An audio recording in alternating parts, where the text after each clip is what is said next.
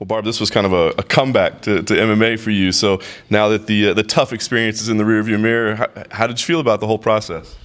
I feel really great about the whole process. The house was good. The coaches were great. All the girls in there were awesome to spend, 6 weeks with. So I feel really good about it. Obviously, you came up a little bit short of where you wanted to be. Talk about dealing with the emotion of, because I think a lot of people thought you were going to be in the finals. It was a given.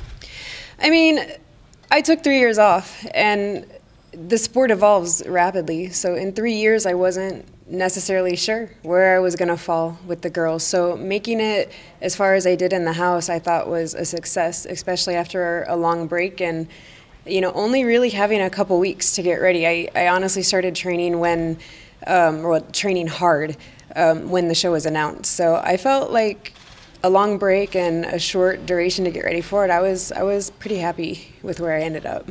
So did it kind of reignite a passion for you? I mean, are you excited since the time off the show and now getting ready for this finale? Has it been fun? Oh, yeah. No, I mean, I never lost the passion. I just had things in my life happen that took me out of it for a while. And, I thought of different ways to get back into it. But when I saw the announcement for the show, I knew that's how I was going to come back. The two finalists that made it, what did you think? I mean, are you surprised that they got through? Did you have them pegged early on? Or are they maybe more talented than their seeds suggested? Oh, yeah. They're definitely more talented than their seeds suggested. Both Nico and Sajar are very tough, very game opponents. I think both of them were sponges in the house. They both improved over the 6 weeks that they were there vastly. Both extremely underestimated from the beginning of the show to the end, I think. It kind of works out interesting because now you get matched up with Roxy, who I think a lot of people thought this was going to be the fight for the finals. So what did you think when they came to you and said, hey, do you want to do this fight? Yeah, they asked, and I just said, yep. I mean, Roxy and I have fought once before, and I knew even on the show that she wanted that rematch, and the fans obviously wanted that rematch. So I wasn't surprised at all when they offered me that fight. You fought at such a high level for so long. What's your feeling coming to this, your UFC debut? It's not for the tough title. It's not for the championship, but it's still a UFC debut. Are there nerves? Are there excitement? What's the emotion like? I'm more excited than anything. I think, being away from the sport for so long, now that I get to be back in it, I feel just like happy to be here. I'm grateful to do it. I'm lucky that I get to do this for my job, so I'm just grateful and excited.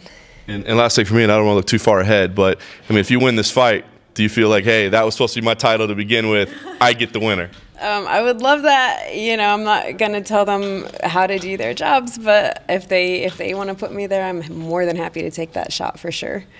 If I can follow up on John's last question there, the new women's flyweight division is different than past situations where a division was built around a star, like a Ronda Rousey or a Cyborg. This is kind of the Wild West, Obviously, you'd like to be competing for the title, but is there a thought in your head that because there are no superstars already established in the women's flyweight division, that a spectacular performance could really kind of, position you as one of the top names in a very young division?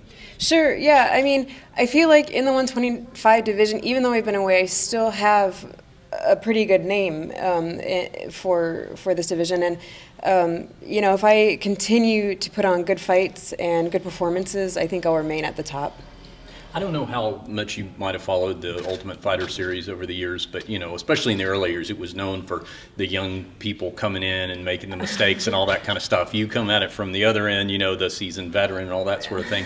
How did that type of veteran perspective, if at all, affect you in the house and the experience? I mean, I think it made me really relaxed in the house. I've been through multiple camps, different coaches, so, a lot of those girls are still at their original camps with their original coaches. And so I think, like, the nerves that come with being coached by somebody who doesn't know you that well played pretty hard with some of the girls that were in there that were newer in the game. And, like, a lot of fighters have a process, and if things aren't exactly their process, it kind of freaks them out. And I don't really have that anymore. I've gotten to the point where I was like, oh, all these little OCD things, they're not really important. So I think for me it was a little bit easier because I was at a place that none of those things really influenced my nerves, I guess I should say. All right, good to go, yeah. Thanks, guys.